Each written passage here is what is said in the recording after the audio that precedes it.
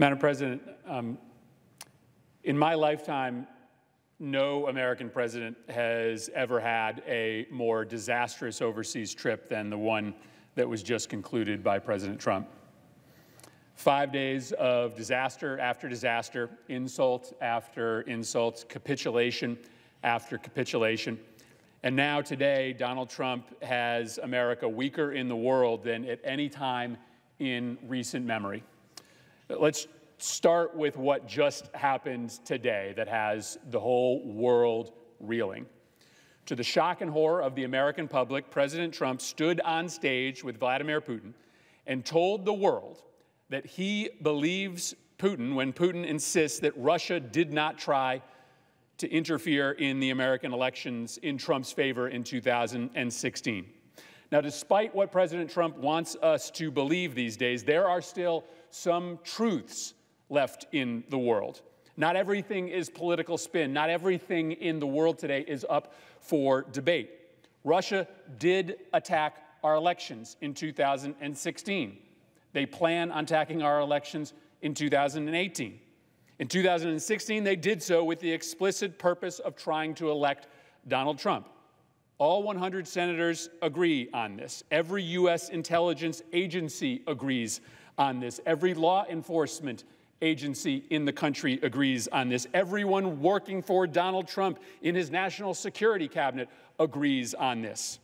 And now we actually have the specific names of the specific Russian individuals who carried out these attacks. They've been indicted by Donald Trump's Department of Justice. There is simply no question, no debate over whether the Russian government engaged in a massive, willful, illegal campaign to push the 2016 election to Donald Trump. It is a fact. Now, President Trump no doubt doesn't like this fact. First, because there is an investigation that is pending right now over the outstanding question of whether he knew that it was happening and whether he and his campaign team coordinated with the Russians to make that happen. Now, there's increasing evidence that this might be the case, but we'll have to wait for the Mueller report to know. Second, because without the Russians' help, it's possible that Donald Trump might not be president. Now, we don't know this, but the slim margins with which the president prevailed in certain states leave room to surmise that without Russia's illegal help, maybe Donald Trump might not have been elected president. But regardless of whether Trump coordinated with the Russians, regardless of whether their support ultimately tipped the balance, it frankly doesn't explain what just happened in Helsinki. When asked if Trump agrees with his staff, every member of the Senate, every law enforcement and intelligence agency in his government, or Russia, he chose Russia. Let me say that again. When asked whether the President of the United States believed his own government or Russia, our president said he believed Russia. He took sides against American national security interests, and we are left with a question of why. We raise that question because, frankly, the expectations for this summit, this meeting between the American president and the Russian leader were very low. All President Trump had to do at that press conference today was offer some mild pushback, an acknowledgement of Russia's interference in the election, to stand up and in mild terms offer America's support for the sovereignty of Ukraine. He didn't do any of that. And so we're left with this question of why. Now, I don't know what Mueller knows. I don't know what Vladimir Putin knows. But Americans should be freaked out today that there is some explanation that we don't know for why our president is so friendly to Russian national security interests and so hostile to our own. Now, of course, today, my colleagues, was just the icing on the cake.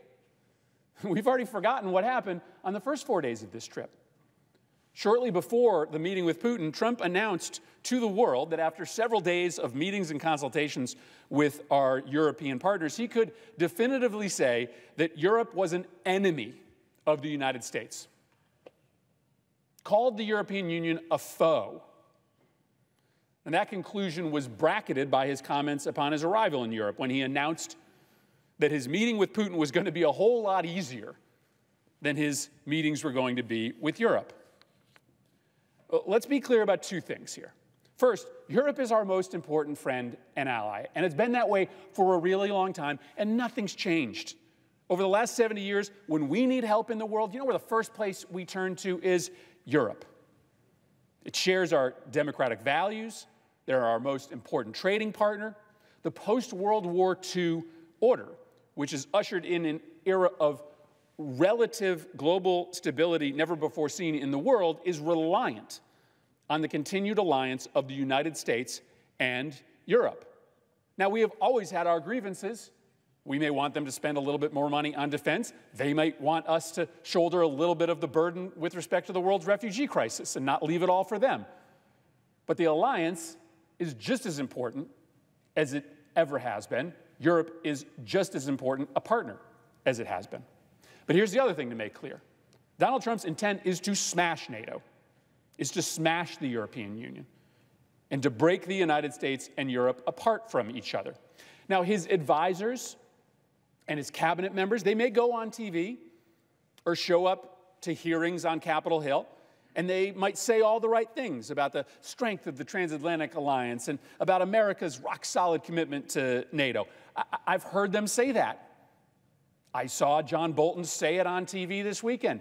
I've watched Secretary Pompeo come to the Foreign Relations Committee and testify as such before Congress.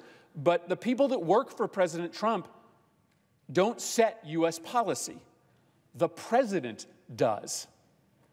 And the president has made it clear over and over that NATO is temporarily, functionally irrelevant.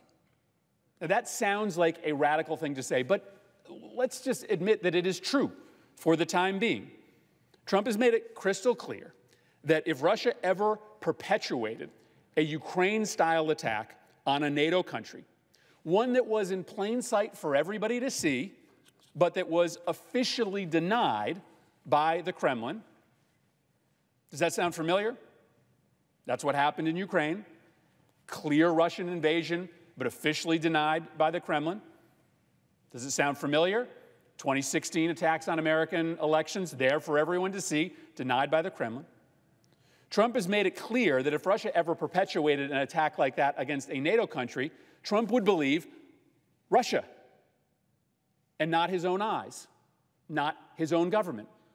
He has telegraphed to Russia that if you simply deny the invasion or the attack, we will believe you, not our own government, not our own intelligence and security agencies. That's what he told us today. And that's what would likely happen if Europe was attacked. And so the Europeans know this. Why we are so much weaker today is because that message to the Europeans comes with a price. If the Europeans don't feel that we are going to get their back, having watched the president mock and insult them over the course of the last 4 days, it is now in doubt as to whether they would come to our defense if we asked, as we did after the attacks on September 11th. Now, none of our European partners will say that.